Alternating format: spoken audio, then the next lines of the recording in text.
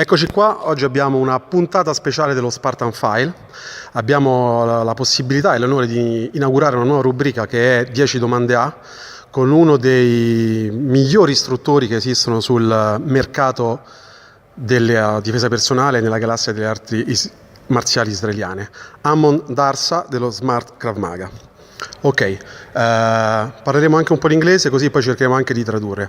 First of all, I want to thank you for being the first guest in this podcast. It's a huge honor because you are one of the best in the market.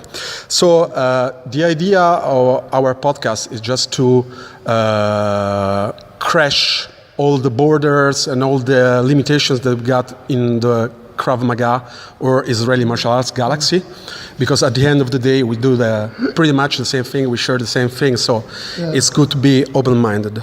Our idea is just to put the thing in a different perspective and let people know different side of the instructors. So we have lists of 10 questions and it will be fast and easy. Okay. Prima domanda. Quando hai cominciato a praticare arti marziali, che cos'era e chi è stato il tuo primo istruttore? First question is, when did you start martial arts? What was that martial arts and who was your instructor? Yeah, first of all, it's an honor to be the first one in this podcast. Thank you very much. And well, I started off with judo. I did 2 years of judo when I was a kid. Then I met Krav Maga at the age of 13. And since then I'm here doing Krav Maga for over 30 years. Ok, vabbè, ha iniziato col judo, poi a 13 anni ha incontrato il Krav Maga e ormai sono quasi più di 30 anni che è nel settore. Ok, la seconda domanda era a che età ti sei avvicinato al Krav Maga e ovviamente ha già risposto. Domanda numero 3, com'è la tua giornata tipo? How is your day normally? Well, normally when I'm working it's a full day of work. And when I'm at home, it's training whenever I can. So I train kettlebells, I train Krav Maga, I train BJJ, Thai boxing, whatever I can train with. Ok. Domanda numero 4. Qual è la cosa migliore del tuo sistema, secondo te? Which is for you the best thing in your system? The best thing in my system is self-defense for the street. And it's highly versatile, meaning you can play with the techniques, play with the ideas, the basics, the approaches, the principles of Krav Maga. Once you understand it, for me it's the best. Ok, perfetto. Adesso andiamo con le domande un po' più cattive. Now we got the nasty question. And which is the worst thing of your system? There is no options to make competition. Okay. Meaning every instructor can invent a technique, explain it really good, and people will believe it. There's no way to say this is right, this is wrong. Ok, questa è una bellissima risposta perché dice sostanzialmente che la cosa peggiore secondo lui è la mancanza di competizione o comunque di confronto, perché in questa maniera chiunque può inventarsi delle tecniche e non c'è molta possibilità da un certo punto di vista di dire che cosa sia giusto e che cosa sia sbagliato. Ok. Domanda numero 6. Che cosa diresti a una persona per convincerla ad allenarsi con te? What would you say to a guy to convince him to train with you? Just come to one training, have fun. If you like it, stay. Vabbè, non c'è bisogno di traduzione. Vieni, prova e se ti piace, resta. Adesso un'altra domanda cattiva. Another nasty question. Se dovessi consigliare un altro sistema istruttore, quale sarebbe o chi sarebbe? If you should suggest another system or another instructor, of course reality-based, which system would be or which instructor would be? It would probably be another Krav Maga system, another Krav Maga branch, let's call it like this. And I would suggest first the instructor that is closest to you because it's the easiest one to go to. Later on, if you really want to go for high-level instructors, you have a few of them. You have Tamir Gilad, you have Zev Cohen, you have Eyal Yanilov. All these guys are pretty good. Ok, lui dice ovviamente di iniziare prima con le cose più semplici, cioè la persona che è più vicina a voi. Dopodiché, fra i nomi che fa, appunto, abbiamo Yanilov, Cohen, Tamir Gilad, e insomma. Ok. Domanda numero 8. Un personaggio famoso, storico o meno, che ti ispira?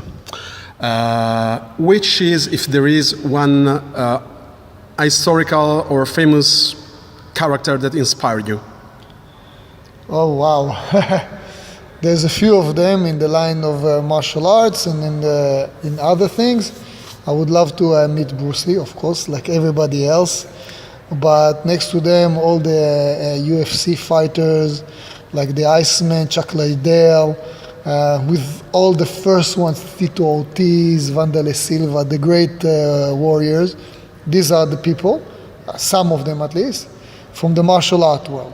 And from other, areas, I would love to meet Miyamoto Musashi. I would love to meet this guy. I read his books, very good. Another person that I would like to meet is Rory Miller. He's an American writer. I read some of his books. He's writing a lot about self-defense and reality-based training. Should be really nice to meet him. Avrete capito che è una risposta che mette d'accordo tutti quanti e che fa felici tutti quanti. Bruce Lee, Musashi, la prima generazione dei fighter della UFC, da Chuck Liddell a Tito Ortiz, e anche Rory Miller, che è uno scrittore del settore molto molto apprezzato. Ok, last two questions, le ultime due domande. Qual è secondo te, per la difesa personale, la caratteristica allenabile più importante e quella non allenabile?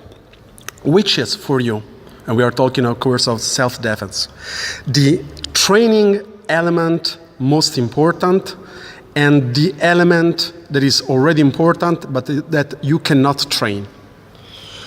Okay, the most important to train is a mix of what we're trying to do today, is a mix of techniques, situation training, and just go for it, fighting training. That's the best mix there is. And for this you need to have an instructor that knows what he's doing. The only thing that you cannot train is your mentality. If you don't have a fighter mentality, it's extremely hard to train for it. You need to develop it somehow, and some people just don't have it. That's it. Ok, ovviamente la cosa più importante da allenare è quella dello studio tecnico fatto ovviamente poi in maniera situazionale, che è quello comunque il modo che ci consente di costruire le basi. Quello che non è più allenabile, che non è allenabile, che in qualche modo bisogna procurarsi, è la cosiddetta mentalità, e non è detto che comunque qualcuno riesca ad acquisirla, questa mentalità. Ok, ultima domanda, we are in the last question. Always talking about self-defense. Yeah. Quali sono secondo te le 3 cose da evitare o gli errori più comuni e ovviamente nell'ambito della difesa personale? Which are for you the 3 biggest mistakes that you can do in a self-defense situation and the 3 things that already you need to do in a self-defense situation? Well, they are the same thing for me. One is prevention. Need to do prevention from the beginning. If you don't do preventions, you're fucked. Most of the cases. When we talk about self-defense, it means that it's already too late if you need the techniques. Prevention is the first thing. Avoidance is the best thing to do. If you can avoid things to happen to you, it's, of course, the best. And situational awareness. Situational awareness talks about understanding what's going on around you while you are fighting, while the situation develops, and you need to work on that. You need to have it and you need to train on this. Ok, in questo caso ovviamente per lui è tutto molto semplice perché le cose sono speculari. C'è sicuramente la prevenzione, che è quella che ovviamente ci impedisce di finire nei guai, poi c'è avoidance, che concettualmente è abbastanza simile, è comunque quella capacità comunque di tirarsi fuori dai guai una volta che comunque questi si sono presentati, e poi c'è la consapevolezza situazionale, che è quella che comunque ci fa fare la scelta migliore in una situazione sotto stress.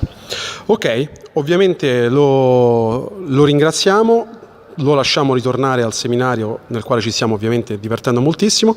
Abbiamo un pomeriggio davanti che ci attende e spero che questa breve chiacchierata vi abbia fatto piacere e vi diamo chiaramente appuntamento alla prossima puntata dello Spartan File e in particolare la prossima puntata eventualmente di 10 domande A. Ok? I want to thank you for being with me this time. You'll be always remembered as the first guest, and hope that more people can join us in the future.